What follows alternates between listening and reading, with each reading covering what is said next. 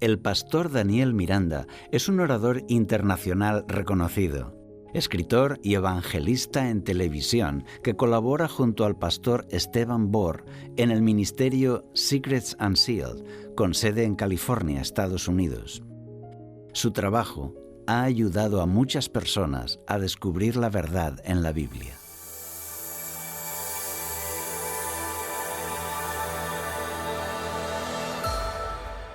Bienvenidos a un nuevo programa de Talks. Hoy tenemos una entrevista especial con el pastor Daniel Miranda. Bienvenido. Muchas gracias. Es un gozo poder estar aquí en los estudios de Logos TV. Estupendo. El pastor Daniel Miranda es pastor de algunas iglesias en California Central y colaborador del ministerio Secrets Unsealed. Así que te lanzo la primera pregunta, Daniel. Gracias por estar con nosotros. La pregunta sería: ¿cuál ha sido tu trayectoria? ¿Dónde naciste y cómo ha discurrido tu vida? Cuéntanos. Bueno, yo soy originalmente de Colombia. Nací en la ciudad de Cali, Colombia. Allí crecí. Tuve el privilegio de tener padres adventistas que me enseñaron esta fe, el mensaje adventista desde muy niño. Desafortunadamente, en mi edad de la adolescencia me desvié un poco de los caminos de Dios, diría mucho. Me desvié mucho. Dejé la iglesia, dejé a Dios por varios años, pero Dios no me dejó. Y a la edad de 20 años yo decido volver otra vez a los caminos de Dios con mucho más fuerza. Amén. Y bueno, desde ese entonces, el año 2010, hemos estado sirviendo a Dios tiempo completo en Colombia, varios países de Sudamérica, y actualmente pues estamos en Estados Unidos con mi esposa Kelly y con nuestra bebé Abigail. Estupendo. ¿Y cuáles han sido las mayores satisfacciones que has tenido? Bueno, estos últimos 15 años han sido los mejores de mi vida. Cosas preciosas han sucedido. Una de ellas, o varias de ellas, serían cuando comencé mi ministerio después de haberme graduado de teología en la ciudad de Nueva York. Ese fue mi primer distrito como obrero bíblico y asociado, trabajando allí junto con el pastor Luis Fernando Manrique. Tuve la oportunidad de colaborar en la plantación de una iglesia en Queens a través de grupos pequeños. Eso fue una experiencia muy bonita. Llegamos a tener hasta 16 grupos pequeños a la semana. Y bueno, el grupo pequeño que más creció se convirtió en una iglesia. Y eso pues para Nueva York es algo muy bueno. Luego trabajé un tiempo, volví a Colombia. Trabajé en una escuela misionera en Colombia, Las Delicias. Y allí creo que encontré el llamado de mi vida, porque aunque soy pastor y me encanta lo que hago, pero me gusta más la enseñanza. Y allí tuvimos la oportunidad por 5 años de ser instructor de Biblia en una escuela misionera. Graduamos 4 clases de obreros bíblicos y evangelistas que hoy están en diferentes partes del mundo predicando el evangelio. Algunos de ellos son pastores. Y creo que eso ha sido lo más satisfactorio que he hecho en mi vida, trabajar con los jóvenes y capacitándolos para el servicio de Dios. Fue muy bonito ver que estos chicos fueron un buen fruto del trabajo. 95% de esos estudiantes que pasaron por mí hoy están activos en la obra de Dios. Así que eso es un buen porcentaje. Qué bueno. Se necesita gente sembrando el mensaje, ¿no? Claro que sí. Qué bueno poder poder ayudar a formar nuevos predicadores. Uh-huh. Daniel, dentro de la Biblia, ¿qué importancia tienen las profecías para ti? Bueno, yo soy un resultado de las profecías bíblicas. Mi padre era un ávido estudiante de las profecías. De hecho, recuerdo a la edad de 5 años, él me compró la estatua de Nabucodonosor, el sueño que él tuvo. Y él me enseñó a interpretar la cabeza, el pecho, el vientre, los muslos, las piernas, la roca. Así que yo recuerdo de niño, ya a la edad de 5 o 6 años, yo ya sabía lo básico de las profecías del libro de Daniel y siempre me encanta la historia, me encantan las profecías y creo que el estudio de las profecías bíblicas es de suprema importancia para la experiencia de reavivamiento y reforma. Yo, en el año 2010, cuando fue un año que sucedieron muchos eventos mundiales, entre esos muchas catástrofes naturales, y yo recuerdo que a mi mente el Espíritu Santo comenzó a traer de vuelta ese conocimiento que yo ya tenía. Y eso creó un despertar en mi vida, y fue eso lo que me despertó a mí. del mensaje profético. Hoy yo diría que sigue teniendo la misma importancia de esto nuestra iglesia. De hecho, nuestra iglesia surgió debido al mensaje profético. Nuestra iglesia tiene raíces proféticas y nosotros no podemos olvidar eso. O sea que las profecías te dieron razones para creer y tú volviste al mensaje como el hijo pródigo, ¿no? Volviste al camino del Señor. Claro que sí. Y es importante que mencione que las profecías separadas de Cristo no son nada. Simplemente la profecía, cuando la separamos de Jesús, simplemente se vuelve más informativa. Pero en la profecía me despiertan, me llevan a una urgencia del tiempo, pero también me apuntan a Jesús. En Apocalipsis 1:1 vemos que el libro de Apocalipsis es la revelación de Jesucristo. Es decir, las profecías bien estudiadas nos llevan a nosotros a Jesús, a entender los deberes que Jesús requiere de nosotros como sus seguidores en estos últimos días. Sí, me alegro de escuchar esto, Daniel, porque en mi caso pasó así también. Las profecías de la Biblia abrieron mi mente para descubrir que efectivamente en la Biblia Dios nos habla. Sí. Y ahí es cuando abres el corazón a la vida devocional, a la relación con Cristo, y entonces empiezan a suceder verdaderos milagros, ¿no? De hecho, yo llegué a ser ateo y me encantaba la historia, como dije al principio. Cuando yo experimento ese gran despertar, yo vuelvo a la profecía bíblica. Nunca antes lo había estudiado tan detallado y me doy cuenta que encaja perfectamente con la historia. Y eso para mí me abrió mucho la mente y yo dije, wow, la Biblia es verdad. Al ver el cumplimiento tan exacto de las profecías en el pasado, me dieron seguridad de que lo poco que falta por cumplirse también se va a cumplir. Amén. Así es, así.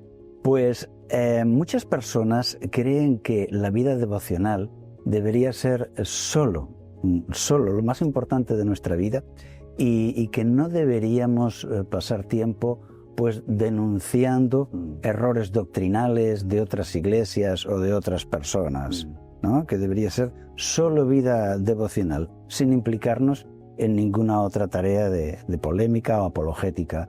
¿Qué piensas tú de esto? Bueno, en la vida de Jesús nosotros vemos un equilibrio entre la montaña y el valle. Jesús tenía una vida devocional continua, era un hombre de oración, pero Jesús no solamente se quedaba en el monte, Jesús iba al valle. De hecho, en la Biblia nosotros vemos en el libro de Mateo capítulo 4, versículo 23, resume la misión de Jesús, que creo que también es la misión nuestra. Recorría Jesús toda Galilea, enseñando en las sinagogas de ellos, predicando el evangelio del reino y sanando toda enfermedad y toda dolencia en el pueblo. Jesús enseñaba, predicaba y sanaba.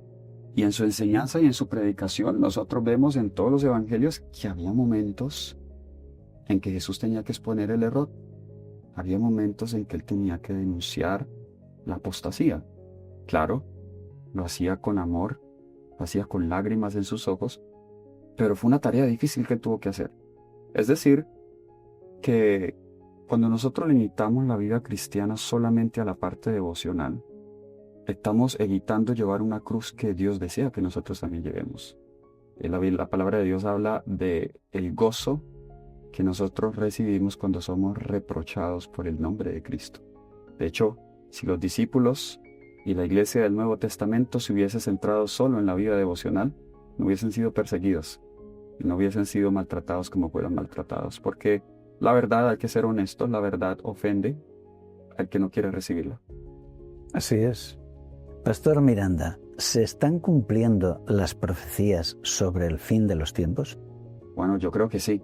Yo lo veo claramente. Mateo 24, el libro de Daniel, el libro de Apocalipsis y otras profecías. Nunca antes había estado tan convencido como en estos últimos años de la cercanía del tiempo. A ver, siempre lo hemos creído, lo hemos predicado, pero es mucho más evidente ahora. Vemos los movimientos mundiales como cada vez los países, la política, la religión, cómo comienzan a alinearse en ese escenario que nosotros vemos en el libro de Apocalipsis, donde el mundo es dominado por una religión falsa y unida con las superpotencias del mundo. para llevar a cabo su agenda. Y eso lo estamos viendo hoy. El mundo ha cambiado demasiado después de la pandemia y nosotros podemos ver claramente cómo las profecías de Daniel, de Apocalipsis, Mateo 24, las pestes, las hambres, las guerras, todo lo que está sucediendo en el mundo. Y también lo vemos aún en la condición de la iglesia, porque esa es otra señal. La iglesia justo antes de la venida de Jesús estaría en una condición de tibieza. Así que ahí lo vemos también adentro y afuera, que todo está prácticamente sucediendo como Dios lo había revelado. Uno ve los informativos, ¿no? Las noticias, y la verdad es que no dejan de sorprendernos. Así es. Entonces, ¿cómo interpretar los acontecimientos que estamos viendo hoy? Esa es una buena pregunta. Hay dos maneras de hacerlo, una que es correcta y una que es incorrecta. La manera incorrecta es ir a las noticias y tratar de forzar que la noticia encaje con una cierta profecía que en mi mente creo que es el cumplimiento. Y ese error se ha cometido muchas veces, donde se ve a cierta persona o cierto movimiento, cierto país y dicen, bueno, esto es el cumplimiento de tal profecía. Ese error lo cometió Urias Smith con Turquía, cuando le escribió a Turquía, porque era algo que estaba sucediendo en su tiempo, como el rey del norte en Daniel 11. Esa es una forma incorrecta. La forma correcta es ir a la Biblia primero, tener el panorama profético y luego, con esa cosmovisión bíblica, analizar el panorama mundial y mirar cómo eso encaja en lo que ya Dios nos ha revelado. Entonces, creo que ese enfoque de la profecía bíblica es sano, y desde luego esto se debe analizar desde la perspectiva del gran conflicto. No podemos olvidar eso. El libro de Apocalipsis 12 al 14 vemos de manera especial esa sección del gran conflicto. Hay algo detrás, no son el capricho de las naciones. Nada ocurre por casualidad. Vemos que hay dos fuerzas en el universo. Dios, Satanás, quienes están contendiendo. Así que desde esa cosmovisión bíblica del gran conflicto nosotros podemos entender más claramente los acontecimientos mundiales que vemos hoy. Daniel, la figura del Papa es una figura destacada en la profecía bíblica y también es una figura muy popular que aparece en los informativos, ¿no? ¿Cómo entender la trayectoria del papado? ¿Qué significado puede tener? Bueno, eso tiene un significado muy importante en las profecías bíblicas. Nosotros vemos que en Apocalipsis 13, que la segunda bestia que sale de la tierra, que entendemos nosotros como adventistas del séptimo día, representa a Estados Unidos, le haría una imagen a la primera bestia, que había recibido una herida mortal, pero que fue sanada. Apocalipsis 13. Apocalipsis 13. Sí. Ajá. Entonces vemos esa bestia de Apocalipsis 13 que sale del mar, había recibido una herida mortal que fue sanada, es sanada por la segunda bestia. Y entendemos que esa primera bestia que sale de la tierra representa al papado. Ahora bien, la Iglesia Católica, cuando recibe la herida mortal, no dejó de existir. Simplemente perdió el poder civil. Y nosotros hemos visto cómo en los últimos papados, Juan Pablo II fue un papa que pasó a la historia como quizá el papa que restauró muchas de las relaciones con otros países que estaban un poco débiles. Ajá. Un papa viajero, viajó mucho y estableció buenas relaciones con las naciones. Y últimamente vemos a Francisco cómo se metió más en la política, en la agenda mundial de cambio climático y estas cosas. Y claro, vemos que fue el primer papa que se dirigió al Congreso de los Estados Unidos. Habló también, tiene una silla ahí en la ONU. Entonces vemos cómo cada vez más la figura del Papa es una figura muy popular y el mundo ve al Papa como un guía espiritual a quien pueden acudir por consejo. Y no me sorprendería, la Biblia nos lo ha dicho, que en los últimos días el mundo acudiría, ¿sí? a la bestia y también a la imagen de la bestia, como los que tienen la solución para la crisis en la cual se va a sumir el mundo. Sí. Para más documentación sobre este asunto, tenemos un vídeo reciente en este canal titulado ¿Quién dominará el mundo?, precisamente estudiando lo que estabas mencionando de Apocalipsis 13. Daniel, En la pasada pandemia nos dimos cuenta que los derechos civiles se pueden perder de un día para otro, ¿verdad? Las libertades de movimiento, de viaje, etcétera, incluso de expresión, de libre expresión. Por eso quería saber tu opinión. ¿Qué lecciones podemos aprender de la crisis sanitaria del 2020? Es una buena pregunta. Nosotros vemos que el discurso que utilizaban para la imposición, todas las imposiciones que sufrimos nosotros durante la pandemia, era el bien común. Y ese discurso vendía a las naciones, vendía incluso a las personas, aunque algunos no lo aceptaban. Bueno, debes colocarte la mascarilla por el bien común. Debes aislarte por el bien común. Debes vacunarte por el bien común. Y sin entrar aquí en controversia si eso estaba bien o no, pero estamos hablando de las libertades. Es importante nosotros entender que en los últimos días se va a repetir lo mismo que se repitió con Jesús. Cuando el Sanedrín decide colocar a Jesús o matar a Jesús, acabar con su vida, el argumento fue: es mejor que un hombre perezca y que toda la nación se pierda. En los últimos días va a suceder lo mismo con el pueblo de Dios que sucedió con Elías. Elías fue culpado por ser el causante del cambio climático en su tiempo.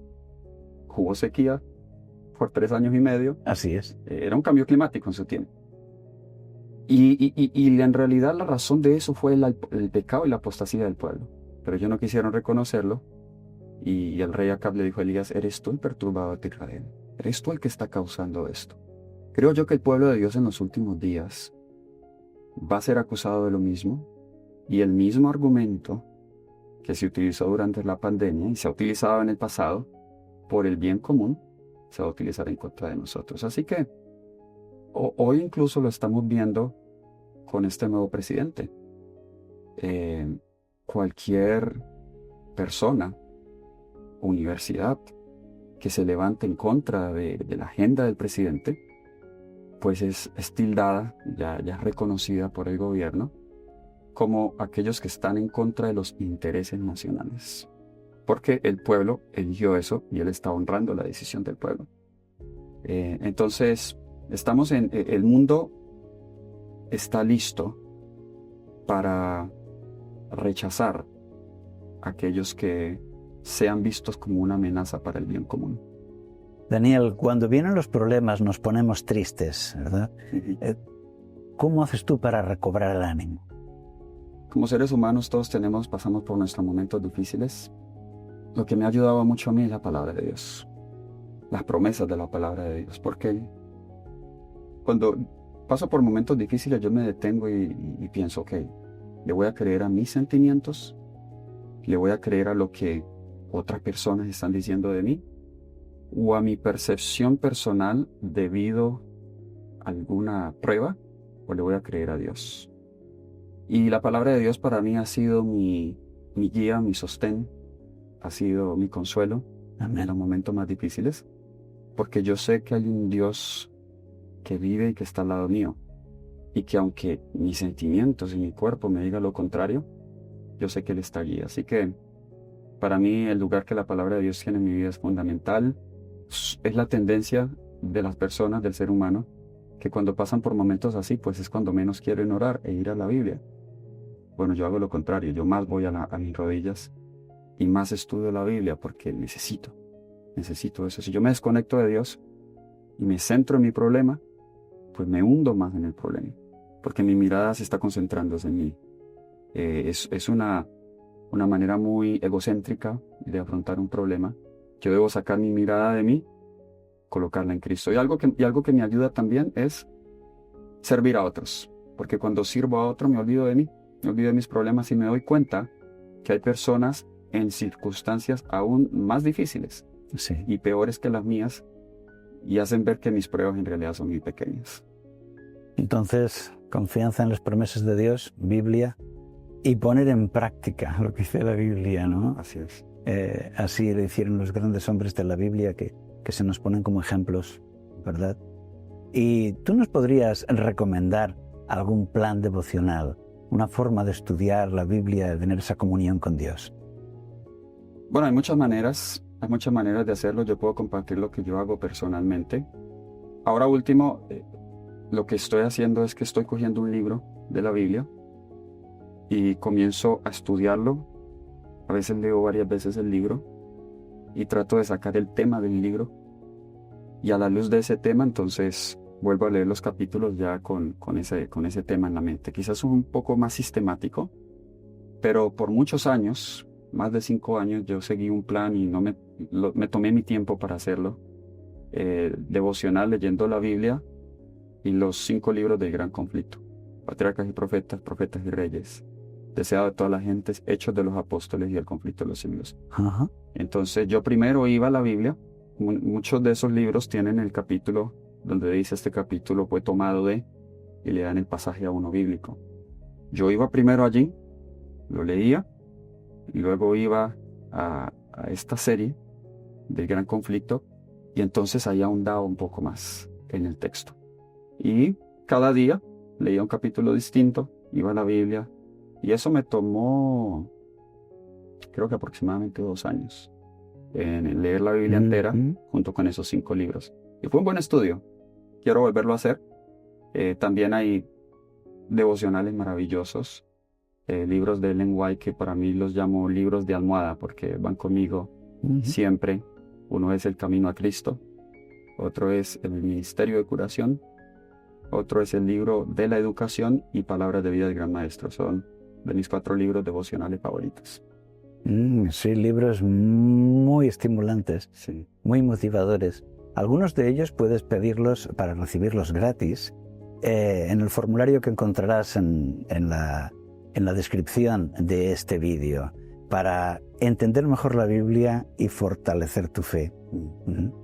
Daniel, la Biblia anuncia una crisis final, un tiempo difícil, ¿verdad?, antes de la venida de Jesús. ¿Qué puede hacer una persona para prepararse para ese tiempo? Quiero hacer referencia de nuevo a Mateo 24 y 25, donde nosotros vemos que ese es el sermón profético de Jesús. Justo en mi visita aquí a España estoy estudiando sobre Mateo 24. Pero hay algo que ese sermón tiene, que de hecho hay más de lo que Jesús dijo en cuanto a la preparación que en cuanto a las señales. A las señales les dedicó unos cuantos versículos, pero luego Jesús termina con 5 parábolas. Y esas 5 parábolas hacen referencia a la preparación que nosotros debemos tener. Voy a enfatizar las 3 más comunes que están en el capítulo 25, parábola de las 10 vírgenes, la parábola de los talentos y la parábola de las ovejas y los cabritos. Ajá. En la parábola de las 10 vírgenes el énfasis es en tener siempre nuestras lámparas ardiendo, con aceite. El aceite del Espíritu Santo. La lámpara es la palabra de Dios. Entonces debemos siempre estudiar la palabra de Dios, compartirla con otros y no descuidar la devoción personal con Cristo y el bautismo diario del Espíritu Santo. Ese es el énfasis de las 10 vírgenes. El carácter, el final, las insensatas, ellas se despertaron, pero se dieron cuenta que aunque tenían doctrina, tenían la palabra, tenían la lámpara, no tenían el aceite. Aquí es importante no solamente tener la letra muerta de la palabra, pero gozar diariamente el Espíritu Santo. El énfasis de la segunda parábola de los talentos es que nosotros no debemos quedarnos con lo que hemos aprendido, sino que debemos usar los talentos activamente en la obra de Dios. Algunos reciben 5, otros reciben 2, otros reciben 1, pero no debemos esconder ese, aunque yo sea el que haya recibido 1, no debo esconder el talento, sino usarlo. Y creo que eso es una necesidad grande en nuestra iglesia hoy, porque nos gusta escuchar, pero poco hacer. Hay poco involucramiento en la misión, en la membresía en general de la iglesia, y es importante, eso es parte de la preparación para la segunda venida de Jesús. Y en la última parábola, me encanta, vemos el cristianismo práctico. Darle de comer al hambriento, vestir al desnudo, darle agua al sediento, visitar a los que están en la cárcel. El mundo se va a convencer más por el amor que nosotros demostramos que por las palabras que nosotros decimos. Sí, las palabras tienen importancia, pero los actos de amor van a convencer más. Así que cuando Jesús habló de la segunda venida, no solamente nos dejó con la curiosidad de los eventos finales, sino que también nos enseñó cómo vivir en preparación para la segunda venida. Amén, amén. Daniel, Josué 1:9 dice: yo te mando que te esfuerces y que seas valiente. ¿Cómo nos afecta esto? ¿Hay que ser valiente hoy? ¿Qué implica hoy ser valiente, como dice el texto? Esa pregunta me lleva a pensar en la reina Esther. Cuando Mardoqueo le dijo, bueno, sabemos la historia, había un decreto, ese decreto amenazaba a destruir a todos los judíos en el reino de Medo-Persia. Y Mardoqueo le dice a su sobrina Esther, mira, aparece ante el rey. Entonces le dice, no puedo porque él no me ha invitado, puedo perder la vida. Y él dice, bueno, ayuda va a venir de otro lugar si tú no lo haces, pero quién sabe si para esta hora Dios te ha llamado, para esta hora has venido al reino. Yo creo que ser valiente hoy, nosotros implica estar en el lugar que Dios nos ha asignado y hacer su voluntad sin temer a las consecuencias. De nuevo, es muy fácil rehuir la cruz, simplemente tener un cristianismo emocional, donde me regocijo en el amor de Dios, pero no quiero llevar la cruz, porque la cruz implica rechazo, porque la cruz implica incomodidad. Y como dijimos anteriormente en la pregunta, una de las preguntas anteriores, de señalar el error, eso requiere valentía. Claro, hay la diferencia de hacerlo con el propio ser humano, ¿no? Debemos evitar eso, o hacerlo con el Espíritu de Cristo. Así que Dios solo puede usar a aquellos que están dispuestos a decir, a ir y hacer lo que Dios desea. Ellos son los instrumentos más útiles en las manos de Dios. Dejémosle las consecuencias a Él. Pero estamos viviendo en tiempos tan decisivos que no podemos ser neutrales. Debemos estar de parte de Cristo, sin importar lo que suceda. Así es, el Espíritu de Dios nos da la forma de decir las cosas con el verdadero sentimiento, ¿no? Con la actitud correcta, pero hacerlo, porque a veces uno siente que debe hablar para decir la verdad, pero anticipa una reacción de rechazo, ¿verdad?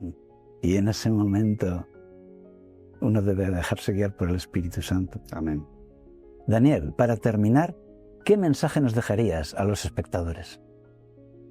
Bueno, yo quiero hablarles a todos los espectadores, aquellos que estarán viendo este video, que es tiempo de consagrarnos más a Dios. Es tiempo de estudiar la Biblia como nunca antes. Es tiempo de orar como nunca antes. Es tiempo de abandonar los pecados. Porque la perspectiva bíblica que nosotros tenemos claramente que cuando Dios derrame la lluvia tardía no va a ser derramada sobre personas que estén practicando el pecado. Y es lo que necesitamos para nosotros terminar la obra. Al ritmo que vamos, sin la lluvia tardía nunca vamos a terminar. Pero para que la lluvia tardía sea derramada sobre nosotros, necesitamos experimentar la madurez cristiana, porque la lluvia tardía trae a maduración y fruto. Necesitamos experimentar la lluvia temprana para que podamos recibir la lluvia tardía. Y en los últimos 2 años Dios me ha impresionado de manera especial con el estudio del Espíritu Santo. Es mi mayor necesidad. Y yo quiero animarte a que tú hagas eso prioridad en tu vida, que busques cada día entender cómo participar del poder del Espíritu Santo. Eso, todo lo que puedo decir, creo que es lo más importante que podría decir a esta hora. Necesitamos del Espíritu Santo, necesitamos hablar más de Él, necesitamos participar más del Espíritu, necesitamos someternos más al Espíritu Santo. Dios está dispuesto a hacer cosas grandes por nosotros en estos últimos días si le permitimos que el Espíritu Santo nos tome como sus instrumentos. Así que Esas son las palabras que quisiera dejar al terminar esta entrevista, este programa. Gracias, tomamos nota. Agradecemos mucho tu presencia aquí, gracias por estar con nosotros. Muchas gracias por la invitación, ha sido un placer. Estamos felices por haber tenido al pastor Daniel Miranda con nosotros y deseamos que sigas siendo usado por Dios y apareciendo en todas esas redes de televisión y de internet para avanzar al evangelismo y que el Señor pueda regresar pronto. Así que mucho ánimo. Muchas gracias.